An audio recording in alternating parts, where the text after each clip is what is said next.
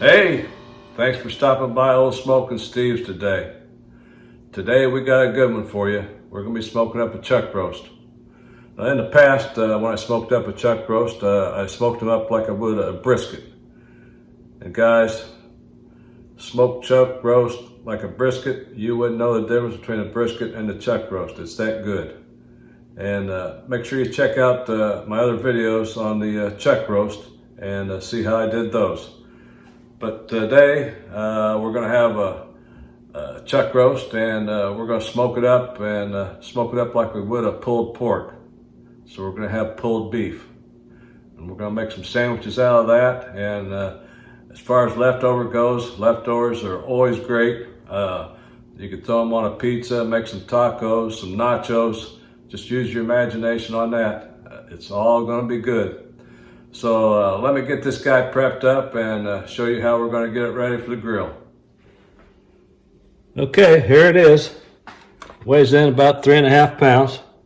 And as you can see, it's got some nice marbling in it. That should render down and give it a good flavor and make it moist for us.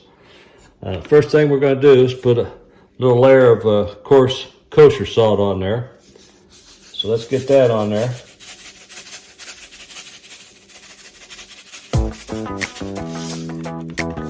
Put that on both sides.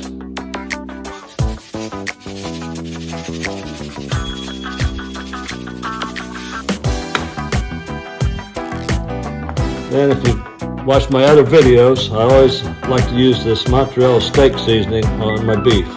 So we're going to go in with a coat of that. This consists of salt, pepper, garlic, and a bunch of good stuff in there.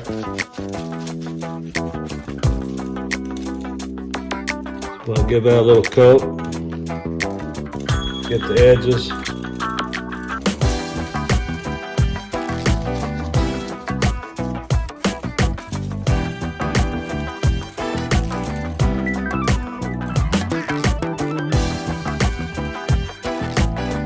Okay, and then what I like to do on most of my beef is go in with a coffee rub, a Traeger Coffee Rub.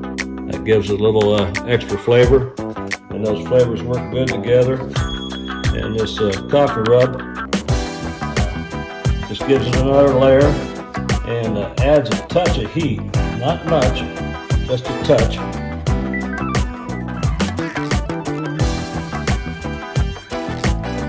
Just barely notice it. Get a little bit of this on there. Try to get some on the sides.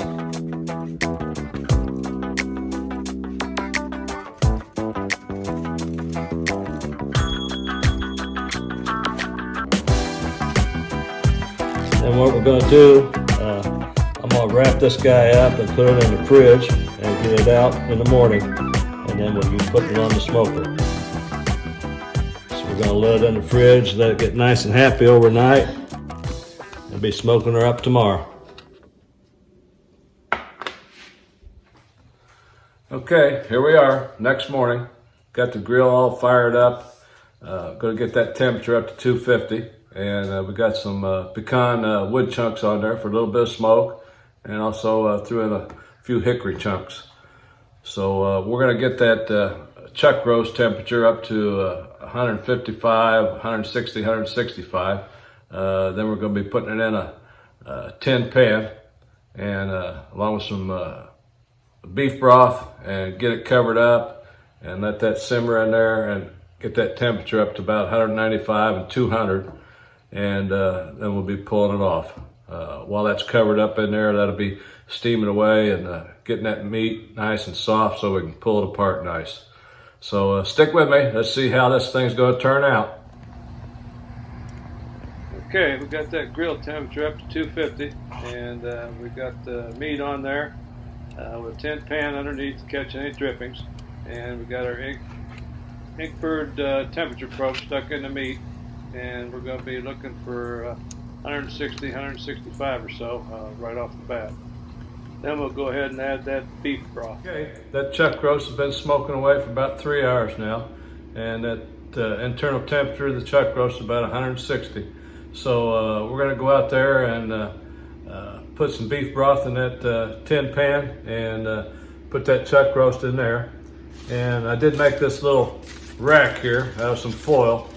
I'm gonna put that in the bottom of that tin pan and elevate that chuck roast up out of that liquid. I'm really not wanting to boil that meat, I'm just wanting to steam it in there. So let's go outside and get that meat ready and get that beef broth in there and let her cook. Okay, let's go ahead and grab that meat off the rack here. Set that aside. Looking pretty good. Smelling good too. Okay, let's grab this tin pan here. And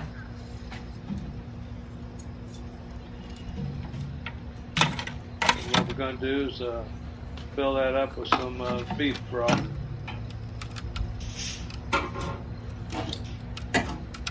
Got a couple cans of beef broth here that I'm going to open up and pour in. That'll allow that chuck roast to steam a little bit and hopefully make that meat tender so we can get that pulled apart.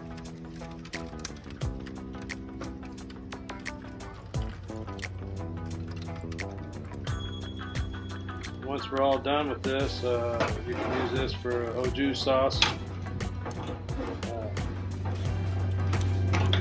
Should be good on there if you want to use that. Let's get both of these cans emptied out and we'll get our handmade rack in there.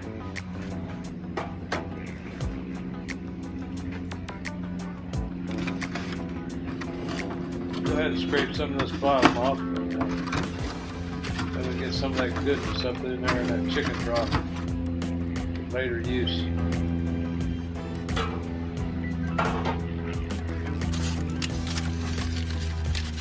Okay, now for our homemade rack, just putting that in there, and we're going to set that meat right on top, just to keep that meat out of that liquid there.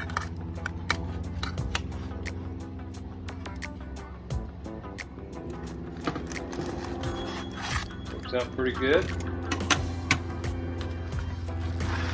Alright, let's get that baby back on the grill. Look at that baby, looking good. Now we're going to go ahead and get that covered up with aluminum foil.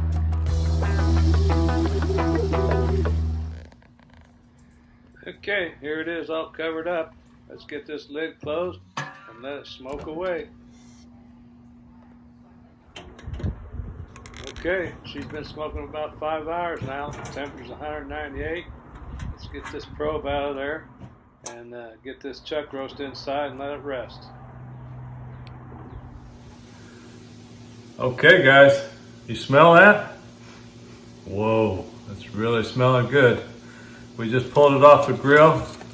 We let it smoke on there in that chicken broth for a couple more hours, and that internal temperature, that chuck roast got up to about 200. So got it sitting here, letting it rest for maybe a half hour or so, and then we're gonna pull it apart like we would a pulled pork, and see what it tastes like.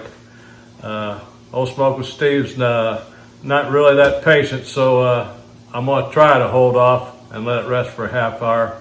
It may be quicker, we never know.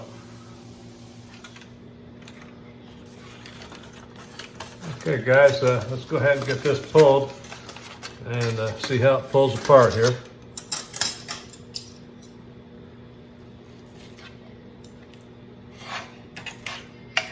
Looking good, smelling good. Pulling apart, pretty easy, not too bad. If I can just keep it up, clinging onto the fork.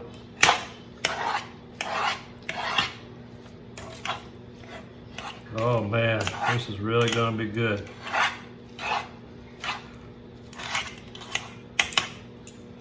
Got a little bit of bark on there, or as old SmokinSteve likes to call it, meat candy. So I'm gonna come back and after we get this all pulled, and we're gonna make us up a sandwich and do a taste test. see what it tastes like. Okay, I got her all pulled here. Pulled up pretty nice. And most of that fat rendered down and made it nice and juicy for us. As you can see, it's got a real nice smoke ring on it.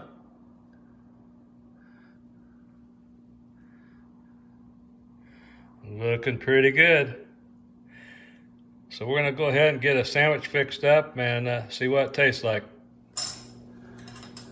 Alrighty, I know I said I was gonna make a sandwich.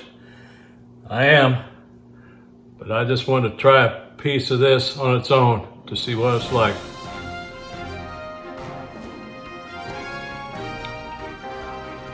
Nice. Real nice, good flavor, nice and moist. Okay, let's go ahead and get that sandwich fixed up and see how it turns out. Okay, got my sandwich made. We went ahead and sauteed some onions and some peppers and put them on here. There's what she looks like. We are using hot dog buns today. Normally we'd use hamburger buns, but we've got the coronavirus going on and most everything around the country is closed. Supermarkets are open and drugstores for pharmaceuticals, prescriptions, and most everybody's staying at home and stores are sold out of everything. So had to go with the hot dog buns today. So it's all good. Now you can use horseradish, mustard, barbecue sauce, whatever you like on yours. If you want to make a Philly cheese out of it, throw some cheese on there and you got you a good sandwich. Let's give this a try.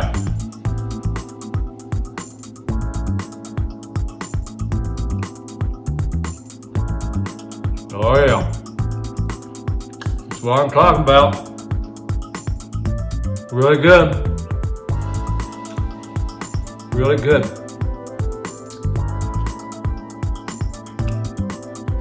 Give this one a try, guys. Whether it be brisket, pulled beef, whatever, it's really good.